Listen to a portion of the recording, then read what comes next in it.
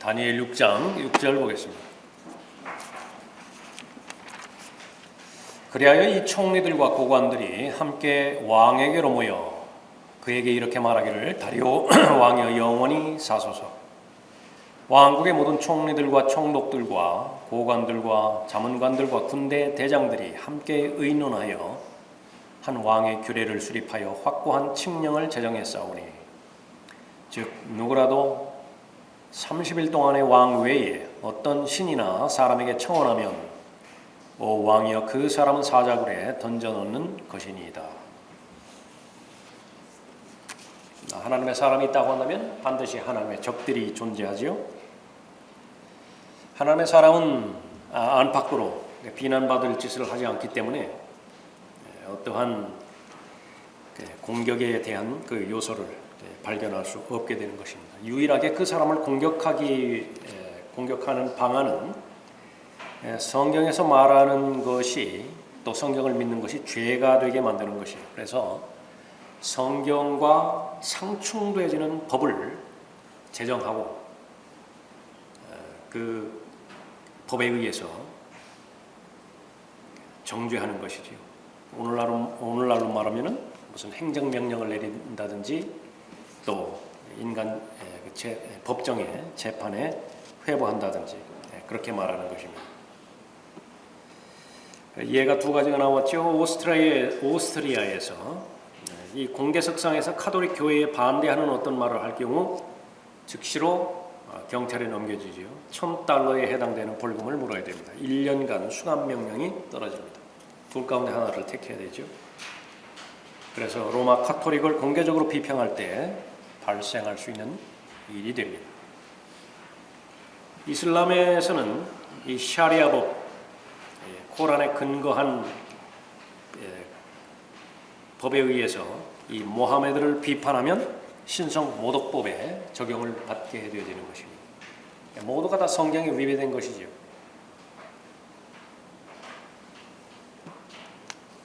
마찬가지로 이 총리들과 고관들 모두가 다 합심해서 왕에게 가서 종교법을 통과시키게 하는 것입니다. 예수 그리스도만이 길이요 진리요 생명이라고 공개적으로 선포를 하면 그것은 다른 종교를 비판하게 되어지는 것이지요. 우리들이 살고 있는 이 추세입니다. 그러나 이 부분은 갑자기 나타난 것이 아니죠. 다니엘이 살았던 그 시대에도 이미 있었고 앞으로도 계속될 것입니다. 왜 그런 것인가? 그러니까 사탄은 여전히 동일한 사탄이기 때문에 그렇습니다. 다리오에게 이 칙령을 허락받는 데 있어서 이 사람들이 동원한 방법은 아첨입니다. 귀를 아주 간지럽게 해주는, 즐겁게 해주는 그런 말을 행하는 데 있어서 전문가들이에요. 그 말을 들은 그 사람은 자신의 자부심이 만족되어지지요. 그럼 충동적으로 결정해버리는 것입니다. 이 다리오 왕은 그런 면에 있어서 아주 가벼운 사람이었어요. 잠언 29장 5절에서 자기 이웃에게 아첨하는 자는 자기 발 앞에다 그물을 치는 것이니라. 이 총리들과 고관들이 견딜 수 없어 하는 것은 다리오가 다니엘을 아주 총애했다는 사실입니다. 시기와 질투지요. 그래서 아첨이라고 하는 계략을 통해서 왕에게 덫을 놓으려고 하는 것입니다. 그 결과 다리오는 이제 덫에 걸려들게 되어지죠. 그러면 할 수 없이 총리들과 고관들이 만들어 놓은 그런 그 칙령의 서명을 하게 함으로 인해서 자신의 입장에서 다니엘만큼 소중한 사람이 어디 있어요? 가치 있는 사람이 어디 있습니까? 그 사람을 잃어버리게 만드는 것입니다. 빼앗아 버리게 만드는 거예요. 영적으로 적용하면 오늘날 우리가 살고 있는 이 시대도 마찬가지입니다. 가장 귀한 것은 역시 사람 아니겠어요? 사람과 관계를 형성하지 못하도록 방해할 것이고요. 형성된 그 좋은 관계, 아름다운 관계를 이간질시키고 오해하게 만들고 서로 반목하게 만들어서 빼앗아 버리게 만들 것입니다. 그러면 가장 이 중요한 대상으로 타켓으로 삼는 대상은 누구인가? 그러면 목자예요. 그러니까 여러분에게서 이 목자를 빼앗아 버리면 여러분의 거의 대부분의 삶에 있어서는 많은 것을 부둥맞게 되는 것이죠. 목자를 빼앗아 버리면 신뢰를 하지 못하게 만듭니다. 더 이상 목자를 신뢰하지 못해요. 홀로 되는 것이지요. 그러니까 스스로 알아서 해야 되는 것입니다. 하나님께 주신 권위들이 있는데 남편의 권위가 있고 또 가장의 권위가 있고 그리스도인의 권위가 있고 부모의 권위가 있고 그렇죠? 동료와 전우와 동역자로서의 권위가 있어요. 그것을 하나님께서 주신 이유는 무엇이냐면 세우게 하기 위함입니다. 섬기게 하기 위함이에요. 국가의 통치자가 권위를 상실해버리면 그 신실함을 상실해버리잖아요. 국민으로부터 인정을 받지 못하면 통치를 할 수 없어요. 말을 해도 안 먹히는 것입니다. 그 모든 부분에 있어서 그것이 다 적용이 되어지는 것인데 그 배경에 있어서는요. 그 신뢰 관계의 중요성과 소중함을 마귀가 가장 잘 알고 있거든요. 그것을 아첨이라고 하는 방법을 통해서 이간질이라고 하는 방법을 통해서 아담과 이브 사이를 갈라놔 버리는 것입니다. 아담과 하나님 사이를 갈라놔 버리는 거예요. 따로 떨어져 버리는 것입니다. 그래서 그리스도인의 모임이라고 하는 것은 어느 모임이든지 간에 장작불과 같습니다. 그 장작불이 모아 있을 때에 그 화력이 대단한 것인데 그것을 분리시켜 버리는 거예요. 분리시켜 버리면은 그냥 얼마 있다가 그냥 스르르 꺼져 버리는 것입니다. 그래서 그 부분들에 대한 그 원리를 잘 알고 잘 대비할 수 있어야 되겠죠. 8절에 오 왕이여 지금 그 칙령을 수립하고 그 문서에 서명하시어 변경시킬 수 없는 메대인과 페르시아인의 법에 따라 고치지 못하게 하소서 하니 메대인과 페르시아인의 법 특징은 무엇이냐 하면 왕이 일단 법을 공식적으로 통과시켜서 인장을 치면 그 법을 변경시킬 수 있는 사람은 없어요. 그 법을 최종적으로 승인한 왕도 변경시킬 수 없는 것입니다. 무엇에 대한 그림인가? 하나님의 말씀에 대한 그림이에요. 마태복음 24장 35절에서 하늘과 땅은 없어져도 내 말들은 결코 없어지지 아니하리라. 하늘과 땅이 없어질 수 있는 것인가? 있죠. 결국은 불타버릴 것이에요. 다 없어져 버린다고요. 그럴 것 같지 않은 그런 대상들도 결국은 없어져 버리지만 하나님의 말씀 그것은 결코 없어지지 않는 것입니다. 마태복음 5장 18절에서도 율법의 1.1획도 모든 것이 이루어질 때까지 결코 없어지지 아니할 것이라고 말씀하고 있죠. 또 요한복음 10장 35절에서 성경은 폐기될 수 없다고요. 예수 그리스도의 뼈가 부러지지 않죠. 온전하게 잘 보존되는 것입니다. 성경도 부러지지 않아요. 어긋나지 않습니다. 폐기될 수 없어요. 베드로전서 1장 25절에서도 주의 말씀은 영원토록 남아 있습니다. 하나님의 권위로서 기록되었기 때문에 그런 것입니다.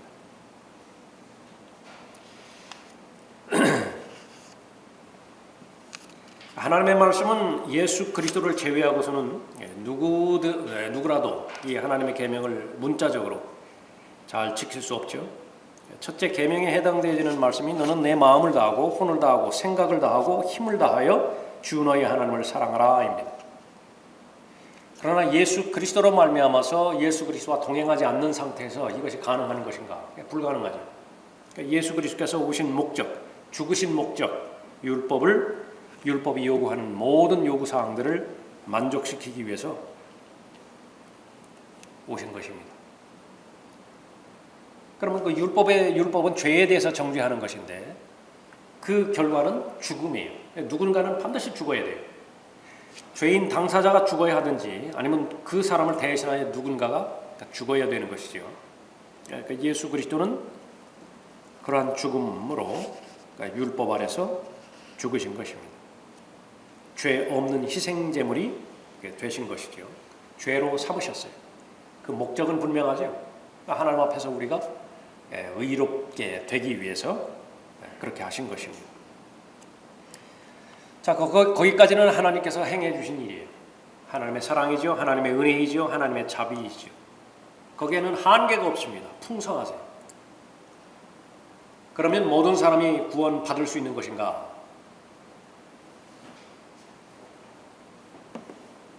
반면에 병행해서 하나님께서는 거룩하시죠. 하나님께서는 의로우시죠.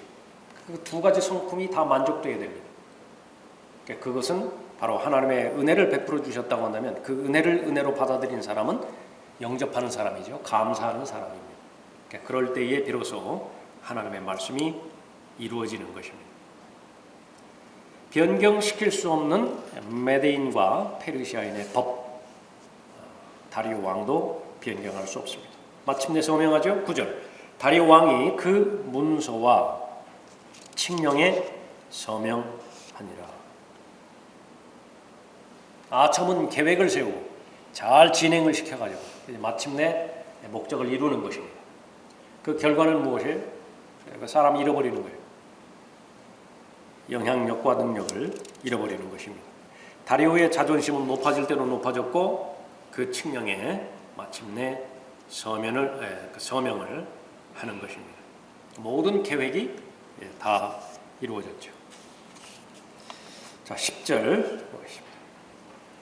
이제 다니엘이 그 문서가 서명된 것을 알았을 때 그의 집으로 가서 그의 방에서 예루살렘을 향해 창문을 열어두고 그가 전에 하던 대로 하루에 3번씩 무릎을 꿇고 기도하였으며 그의 하나님 앞에 감사를 드렸더라. 다니엘은 이 모든 결과를 알고 있습니다. 그럼에도 불구하고 변한 것은 아무것도 없어요. 신실이라고 한 말을 설명하는 것입니다. 그리스도인은 어디서나 그리스도인이에요. 이 자리에 앉아서 경배하는 참된 경배자로서 그리스도인. 직장에 가면 직장에서도 동일한 그 사람이에요. 그러니까 여행을 가도 동일한 그 사람이에요. 그래서 어디서나 열매를 맺는다. 다니엘의 경우를 통해서 볼 수 있습니다. 다니엘이 그 문서가 서명된 것을 알았을 때 베드로가 은혜의 복음을 증거할 때에 산헤드린이 결정한 내용을 알았죠. 그 예수 그리스도의 이름으로 선포하는 것은 법으로 금지를 시켜버렸어요. 그건 만약에 그것을 위법하게 되어지면은 거기에 합당한 처벌을 받게 되어지는 것이죠. 그때에 베드로의 마음, 베드로의 행동, 그것이 변화가 있는 것인가? 역시 마찬가지예요. 그가 전에 하던 대로예요. 하나님 앞에서 너희에게 경청하는 것이 하나님께 경청하는 것보다 더 옳은 일인지 판단하라. 사도행전 4장 19절에서 바리새인들과 사두개인들에게 말한 것입니다.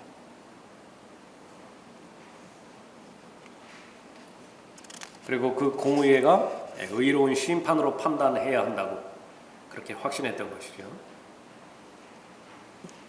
사도행전 5장 29절에서도 사람보다 하나님께 순종하는 것이 마땅하도다. 분명하게 알아야 되겠죠. 그러니까 하나님께서 명령하시는 것이 무엇인가 그것을 알지 못하면 희미하다고요.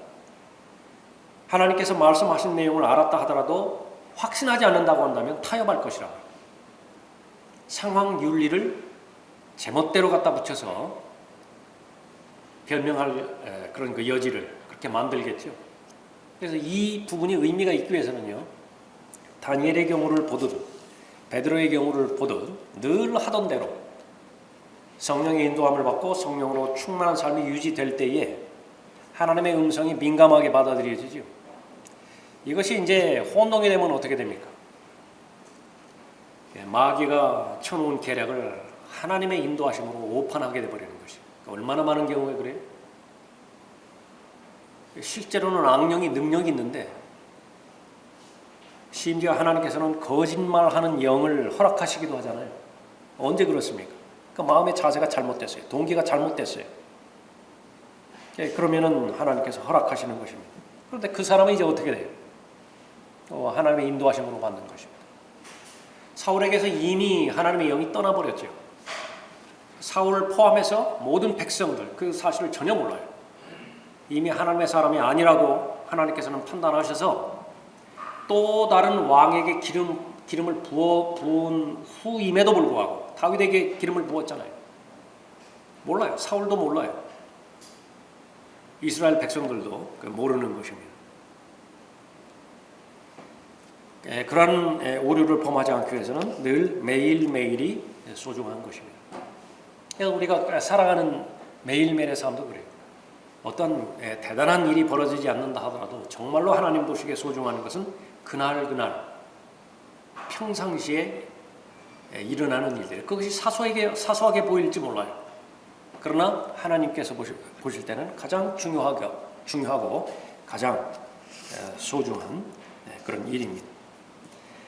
성도가 마귀를 이길 수 있는 방법, 그것은 바로 자기 자신보다 구주 하나님을 더 사랑하는 것이죠. 자기가 나서는 것보다 자신에게 앞서서 예수 그리스도를 내세우는 것이. 마귀는 끊임없이 초인종 누르죠.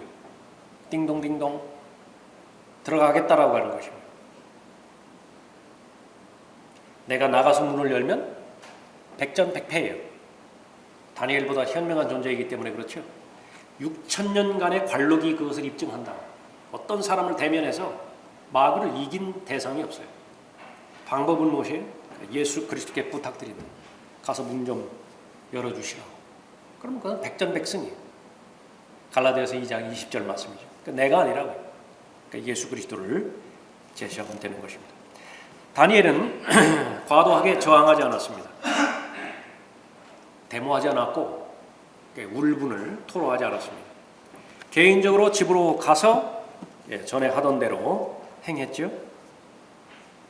평상시 하던 대로 올바르게 행했던 것입니다. 하나님을 신뢰할 수 있었기 때문에 그렇죠.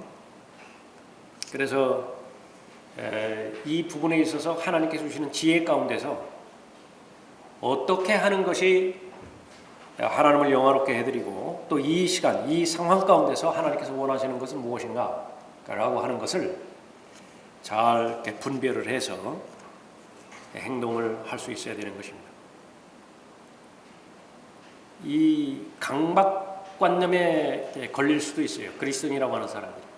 어디를 가든지 막 소요가 일어나고 문제가 일어나고 그래야 자기는 성령 충만한 결과라. 때에 따라서 그럴 수 있죠. 바울이 가는 곳에 소요가 일어났습니다. 베드로가 가는 곳에 소요가 일어났어요. 그러나 모든 곳에 그렇게 소요가 일어난 것인가? 그렇지 않아요. 유대인 만나면 유대인처럼 했다고요. 이방인 만나면 이방인처럼 했다고요. 무엇 때문에 그렇습니까? 그러니까 목적이 분명했어요. 그 사람 살려야 되거든요. 그 사람은 진리로 인도해야 돼요. 지혜롭게 처신해야 되는 것이죠. 그러나 이 부분에 대해서 오해하게 되면 무조건 그리스도인은 가서 대단한 문제를 일으켜야 되고 요란하게 문제를 일으켜야만 그 사람이 훌륭한 증인이고 또 성령으로 충만한 사람이라. 그것이 일관되게 그렇게 생각을 해서는 안 되는 것입니다. 다니엘이 기도를 했는데 예루살렘을 향해 창문을 열어두고 기도를 했죠. 유대 방식입니다. 그러니까 하나님께서는 자신의 이름을 두기 위해서 한 장소를 선택했죠. 예루살렘이었습니다. 그러나 그 예루살렘의 그때의 상태는 폐허더미예요. 돌 무더기 더미였죠. 그럼에도 불구하고 예루살렘을 향해서 기도를 했습니다. 하나님께서 다시 회복시킬 것이라. 그 예루살렘. 그것은 열왕기상 8장 46절 이후에 보면 회개의 표시였습니다. 다윗도 하루에 3번 기도했습니다. 다니엘이 하루에 3번 기도한 것처럼 시편 55편 17절에서 기록하고 있죠. 정기적으로 식사를 하는 것, 정기적으로 휴식하고 또 좋은 생활 습관 가운데서 생활하는 것보다 더 건강을 지키는 그런 그 부분도 없죠. 그 다음에 무슨 뭐 영양제를 먹든지 약의 도움을 받든지 그렇게 하는 것입니다. 영적인 삶을 잘 유지하고 영적인 건강을 지키는 것, 얼마만큼 좋은 습관으로 된 훈련이 나의 것이 되었는가, 그것이 여러분을 결정을 해요. 경배자로서의 좋은 습관이 여러분의 몸에 배었는가, 웬만한 일 아니면은 그 시간을 침범하지 못하게 합니다. 그러나 생활을 살아다 보면은 피치 못할 일들이 있죠. 그런 것은 어쩔 수 없어요. 웬만하면 자신의 기도 시간, 또 자신이 개인적으로 하나님과 말씀을 통해서 말씀으로 교제하고 묵상하는 시간, 그것을 침해당하지 않습니다. 어디에서 볼 수 있어요? 웬만한 일이 아니고서는요, 회사에 결근하지 않아요. 웬만한 일이 아니고서는 지각하거나 조퇴하지도 않습니다. 학생 역시 마찬가지죠. 웬만한 일이 아니고서는 학교에 결석하지 않습니다. 그러나 이 마지막 날들에 대한 하나님을 향하는 그리스도인들이라고 하는 사람들의 마음의 상태를 보면요, 가장 쉽게 약속을 취소시켜버리는 것이 하나님의 이름으로 모이는 것들이에요. 공식적인 모임, 그것만을 말하는 것이 아니라 개인적인 모임도 마찬가지입니다. 하나님의 말씀과 교제하다가 누군가가 이렇게 찾아왔다든지 어디서 전화가 걸려왔든지 그냥 거기에 빠져버리게 되는 것입니다. 기도할 때 살아계시고 영으로 계시는 하나님이라고 하는 그렇게 이름을 불려드리죠. 무엇을 말하는 것이죠? 그 옆에 사람이 있는 것처럼만 하나님을 대한다 하더라도요, 잘 믿으시는 거예요. 회사 생활하는 것만큼이나 학교 생활하는 것만큼이나 교회 생활을 한다고 한다면요, 아주 칭찬받아요. 아주 잘 하시는 것이죠. 습관입니다. 모든 사람이 다 알고 있죠. 반복되어지는 행위, 그것은 습관을 낳는 것이고, 그 습관은 궁극적으로 그 사람의 인격이 돼요. 말도 습관입니다. 생각도 생각이에요. 그 생각을 계속 반복하게 되면 그 생각이 이제 자기 것이 되는 것이죠. 결국은 자신의 인생이 되는 것입니다. 자, 그리스도인으로서 우리의 창문들을 영적으로 바빌론이나 로마를 향해서 열어놓아서는 안 되는 것이죠. 하나님께 집중해야 됩니다. 먼저 하나님의 나라, 먼저 하나님의 의, 양보해서는 안 돼요. 구해야 되는 것입니다. 간구해야 되는 것입니다. 그러면 여러분의 마음의 창은 하늘을 향해서 열려져 있는 것입니다. 11절에 그때에 이 사람들이 모였고 다니엘이 그의 하나님 앞에 기도하며 간구하는 것을 발견했더라. 요청하는 것이 있고 감사하는 것이 있습니다. 10절에서 감사가 나오죠. 그의 하나님 앞에 감사를 드렸더라. 실제로는 이 기도를 통해서도 하나님 앞에 경배하는 것입니다. 우선적으로 하나님의 말씀을 듣고 읽고 그 묵상했을 때에 그의 올바른 반응이 있죠.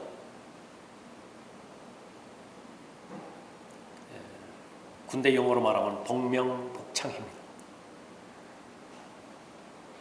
그 사관관이 명령을 내렸는데 그 명령을 받은 사람이 이해를 했는지 이해를 안 했는지 사관관이 확인하고 싶다고 그러니까 따라 해보는 것입니다. 하나님께서 말씀으로 가르쳐 주셨고 권면해 주셨고 바로잡아 주셨고 도전해 주셨다고 한다면 그에 합당한 반응을 보이는 것은 너무나 당연해요. 대화에서도 그렇죠. 말을 했으면 거기에 반응이 있어야 될 거라고 했습니다. 예, 그렇습니다. 잘 이해가 안 될 때는 왜 그런 것이냐고 또 질문도 그렇게 할 수 있죠. 그 모든 부분들이 감사합니다. 동의이고요. 그것은 찬양이에요. 시를 통해서 또 노래를 통해서 얼마든지 그렇게 할 수 있죠. 병행해서 간구입니다. 믿음은 간구하는 것이에요. 하나님께서 공급해 주시는 분이시고 보호해 주시는 분이심을 믿는 그 입증에 해당되는 것은 뭐냐면 내가 입을 통해서 하나님 앞에 말씀드리는 것입니다. 그러지 않은 사람은요, 생각만 해요. 하나님께서 전지전능하신 분이십니다. 그 누군들 몰라요. 그러나 고백은 안 해요. 내 삶의 모든 필요들, 그것을 하나님 앞에 간구하는 것이죠. 빌립보서 4장 6절에서 모든 일에 기도와 간구로 너희의 구하는 것들을 감사함으로 하나님께 알려지게 하라. 데살로니가전서 5장 17절 이후에서 쉬지 말고 기도하라. 정기적으로 기도하는 때가 있죠. 다니엘은 하루에 3번 기도했어요. 그 부분을 멈추지 말라 그 말입니다. 쉬지 말고 기도하래.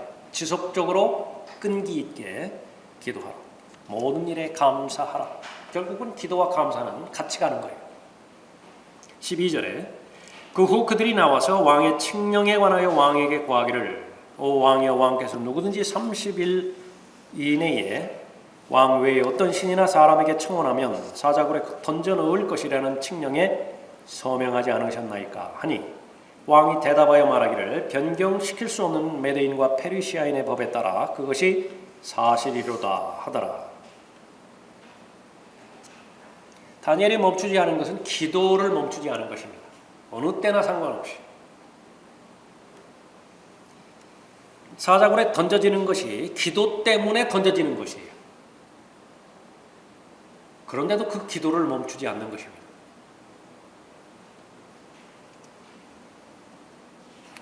오히려 다니엘이 가지고 있는 기도 제목 가운데 기도 하나가 더 늘었을 뿐이다라고 쉽게 생각하는 것입니다. 기도할 거리가 기도 제목이 하나 더 늘었나 보다. 계속해서 기도하는 것이죠. 그치지 않는 것이죠. 하나님의 사람이 하나님께서 허락하시는 일들 또 하나님을 기쁘시게 하는 일들을 중단시키기 위해서 얼마나 많은 압력을 퍼붓고 있습니까? 빛의 천사로 가장해서 압력을 넣기도 하고요. 울부짖는 사자, 삼킬자를 찾아 두루다니는 공포의 대상으로 무섭게 만들죠. 두렵게 만들죠. 그렇게 해서 압력을 계속해서 가하고 있는 것입니다. 어떻게 방어를 하죠? 어떻게 막아내는 것입니까?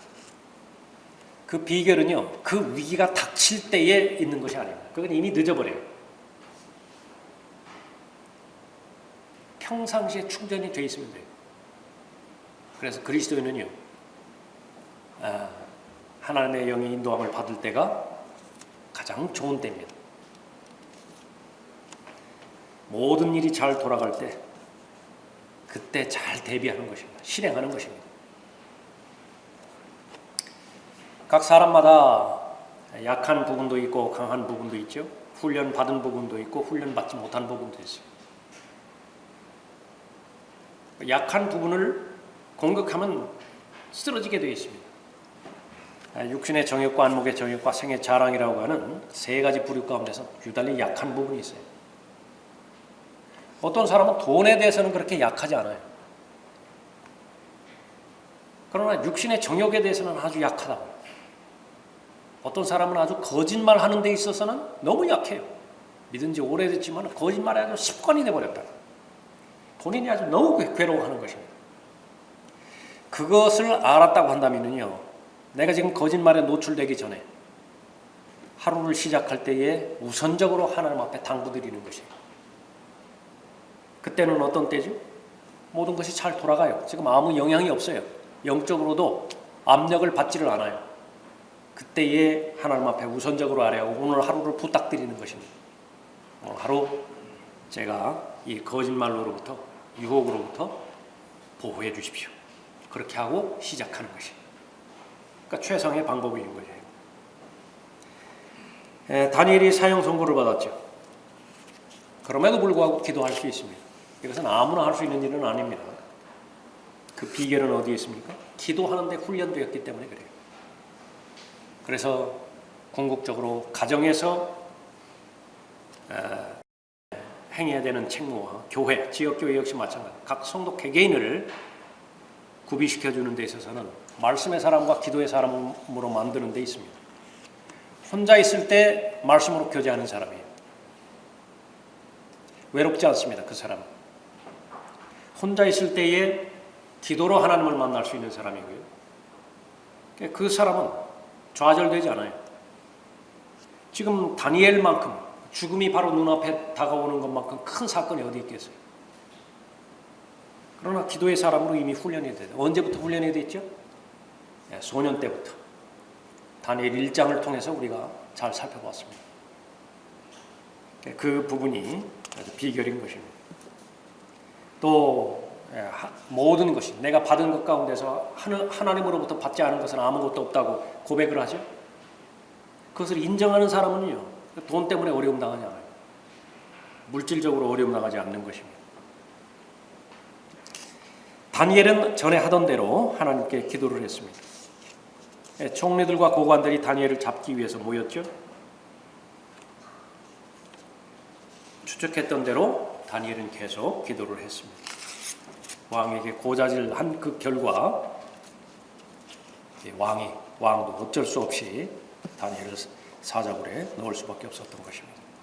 보여주는 그림은 하나님 앞에서 우리를 고소하는 고소자예요. 전 우주에 있어서 최고의 검사인데, 최고의 검사가 뭐예요? 검사장 이름입니까? 사탄이에요. 사탄의 직책이라. 모든 증거들을 다 가지고 있어요. 그 증거를 언제 어느 때에 제출하면 먹힐 것인지 그 부분까지도 다 잘 알고 있습니다. 요한계시록 12장 10절, 욥기 1장 9절, 2장 4절. 하나님께서 허락하신다고요. 하나님께서 감당하지 못하는 시험은 허락하지 않으신다고 이미 선을 그어 놓으셨기 때문에 마귀도 알아요. 감당하지 못할 시험에 대해서는 건드리지 않아요. 13절에 그러자 그들이 왕 앞에 대답하여 말하기를 오 왕이여 유다에 사로잡힌 자손들의 자손 중에 있는 다니엘이 왕과 왕의 서명하신 칙령을 존중하지 아니하고 하루에 3번씩 자기 서원을 드리나이다 하니 다니엘은 유다 지파 사람이라는 것을 13절을 통해서 알려주고 있죠. 예수 그리스도와 동일한 지파입니다. 유다 지파의 사자이죠. 또 다니엘은 왕의 시들이라고 1장에서 언급하고 있습니다. 그래서 명백하게 다니엘은 예수 그리스도를 예표하는 인물입니다. 14절에 왕이 이 말을 듣고 심히 불쾌하였으나 다니엘을 구해주려고 마음을 쓰며 그를 구해주려고 해가 질 때까지 노력하였더라. 이용당했다라고 하는 사실을 뒤늦게 깨달았죠. 그러나 걸려든 이후에 어쩔 수 없죠. 그럼에도 불구하고 다니엘을 구원해 주려고 이 다리오는 계속해서 노력하는 것입니다. 그러나 그 법률에 구멍은 없어요. 허점이 없다고요. 왕 자신도 어쩔 수 없게 되는 것입니다. 성경을 통해서 악인을 통해서 아버지 하나님의 모습을 보이는 부분이 가능하고 있죠. 파라오를 통해서 아버지 하나님을 예표하기도 합니다. 이 다리오를 통해서도 아버지 하나님의 마음과 심정을 그릴 수 있습니다. 죄들 때문에 죽어가는 사람들을 구원하기 위해서 애쓰면서 찾으시는 창조주 하나님의 모습입니다. 아들 하나님 예수 그리스도께서 죽지 않고도 죄인을 구원할 수 있는 방법이 있는 것인가? 그러면 그 방법을 취하셨을 거예요. 사자굴에 넣지 않고 다니엘을 구원할 수 있는 방법이 있는 것인가? 그 방법이 있다고 한다면 찾았을 거예요. 그러나 그 방법은 없어요. 아들을 죽이지 않고서 죄 문제를 해결할 수 있는 방법은 없어요. 그럼 어떻게 해야 되지? 그 사자굴에 넣어야 돼요. 어떻게 해야 되지? 아들 예수 그리스도를 죽음에 내어 주어야 되는 것입니다. 그 다음에 이제 사자굴로부터 나오죠. 죽은 자들로부터 부활하죠. 여기에 또 복음이 담겨져 있는 것입니다. 죽음과 묻힘과 부활을 볼 수 있는 것이죠. 예수 그리스도께서 겟세마네에서 기도하셨죠. 오 나의 아버지시여 가능하시거든 이 잔을 내게서 지나가게 하옵소서. 그러나 내가 원하는 대로 하지 마옵시고 아버지께서 원하시는 대로 하옵소서. 하나님께 불가능한 일이 있는 것인가? 없어요.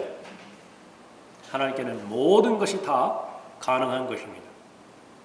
그러나 하나님은 무엇에 따라서 행하시느냐면 자신의 뜻과 자신의 말씀에 따라서 행하시는 분이죠. 하나님께서 행하시지 않는 것은 자신의 뜻에 상충되는 것, 하나님의 뜻에 벗어나는 것, 자신의 성품을 벗어나는 일, 그것은 하실 수 없다. 하나님께서 거짓말 하실 수 있는 것인가? 대표적으로 한 예가 되겠죠. 그래서 하나님의 공의와 거룩함을 벗어나지 않고 또 예수 그리스도의 대속적인 죽음 외에 우리를 구원하실 수 있는 방법 하나님께는 없는 것입니다. 죄의 삭은 사망이고 또 육체의 생명은 피에 있기 때문에 죄인의 생명을 구원하기 위해서는 죄 없는 하나님의 생명, 하나님의 피가 흘려져야만 되는 것입니다. 15절에 이때에 이 사람들이 왕 앞에 모여서 왕에게 말하기를 오 왕여 메대인과 페르시아인의 법을 아소서 왕께서 제정하신 칙령과 법규는 변경될 수 없나이다 하더라.